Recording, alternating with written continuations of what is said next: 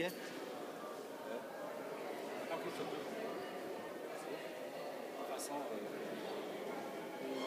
On a du mal à imaginer votre émotion. Qu'est-ce qui vous passe par la tête au moment où vous voyez vous êtes champion d'Europe? C'est dur de réaliser, mais c'est quand même un immense bonheur. Voilà, on a tellement couru après, ça fait plusieurs années qu'on l'espère. Et cette année, on est passé aussi par toutes les émotions, parce que c'est pas comme si on avait fait un championnat très bon du début jusqu'à la fin. Je pense qu'on a été, d'un point de vue basket, meilleur sur la durée il y a 2 ans en arrière. Et simplement, on a été très réaliste. À partir des quarts de finale, l'équipe s'est élevée. D'abord pour mettre à la raison le pays hôte, l'organisateur, la Slovénie.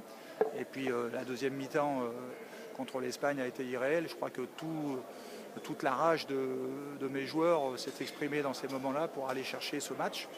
Et à partir de là, on a fait notre meilleur match ce soir parce que je pense qu'on avait tellement souffert pour y arriver qu'il n'y avait plus rien qui pouvait nous arrêter. Et donc le fait de finir sur un match en plus enlevé, plein, ça fait encore plus plaisir, quoi. On aurait pu le gagner petit bras et on l'a gagné aujourd'hui en jouant peut-être notre meilleur basket de toute la compétition. Quand on s'est vu samedi, vous nous aviez expliqué si on ne gagne pas, ce sera une déchirure. Si on ne gagne pas, ce sera très dur. Là, vous êtes soulagé ce soir aussi? Oui, plus que soulagé, je suis fou de bonheur comme tous mes joueurs. Voilà, vous savez, ça se partage. Le staff a souffert autant que les joueurs pendant la compétition et quand on gagne ensemble. Bien sûr, ce que je vous ai dit surtout hier, c'est qu'on n'allait pas l'aborder de la même façon. Et pendant 2 jours, on a répété que ça, agressivité.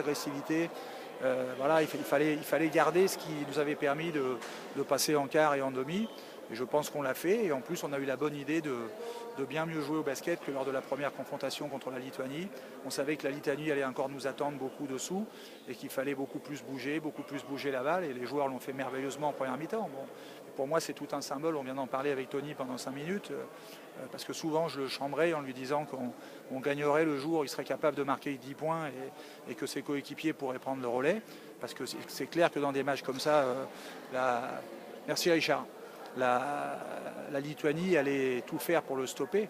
Et donc il a beaucoup servi de leurre aujourd'hui et a permis à Boris, à Nico de prendre le relais. On a marqué beaucoup de paniers plutôt faciles. Et c'est comme ça que le match s'est lancé. Et donc c'était vraiment tout un symbole qu'il ait marqué que 4 points sur les 50 de la mi-temps. Premier titre, c'est un sacré symbole aussi quand même. Et ça c'est du bonheur intégral. Je crois que tout le basket français attendait ça. Hein. Je sais que tous nos supporters, tous nos joueurs, toutes nos joueuses, c'est forcément une grande fierté, un grand bonheur. Donc on veut le partager avec eux. Quand on est en équipe nationale, on a beaucoup de pression, le coach en particulier.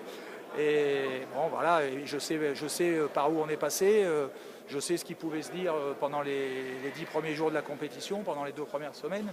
Donc je me doute bien qu'aujourd'hui c'est plus la même chose, mais c'est oublié. Et on sait que quand on est là, de toute façon, il faut assumer ça. Ce qui est magnifique, c'est que l'équipe est su rester solidaire, même dans les difficultés. Et aujourd'hui, c'est une récompense extraordinaire. Vous rentrez dans l'histoire du sport français ce soir? Oui, enfin, en tout cas dans l'histoire du basket français, ça c'est clair, puisque c'est la première fois en 36 éditions qu'on est champion d'Europe.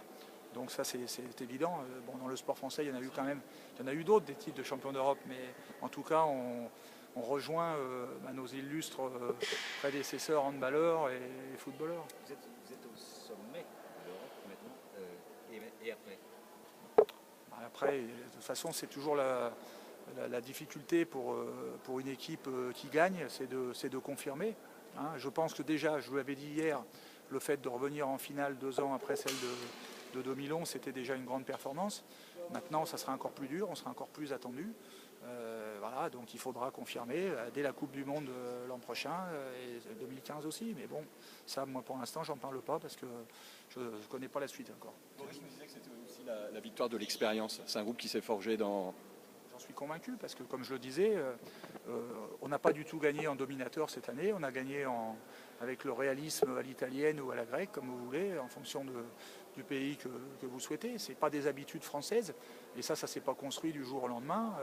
On a su dans ces matchs-là, même si on a balbutié en première mi-temps contre l'Espagne, globalement, sur les 3 dernières mi-temps, on a joué avec beaucoup de rigueur, beaucoup de discipline. Et Et ce soir, il y a des chiffres qui ne trompent pas. Bon, d'une part, on gagne le rebond, donc ça, c'est symbole de l'engagement, mais on fait plus de passes décisives que les Lituaniens, quand même, le pays de la passe. Ils en font 9, on en fait 16. C'est pas rien, quoi. On n'a pas toujours habitué tout le monde à ça. Je crois qu'on finit meilleure attaque de l'Euro. On est aussi dans les premiers aux passes décisives. Voilà, donc c'est au-delà de la victoire, ça veut dire que c'est une équipe qui a progressé, qui s'est servi de ses expériences difficiles des années précédentes pour aller tout en haut. Donc maintenant il faut y rester.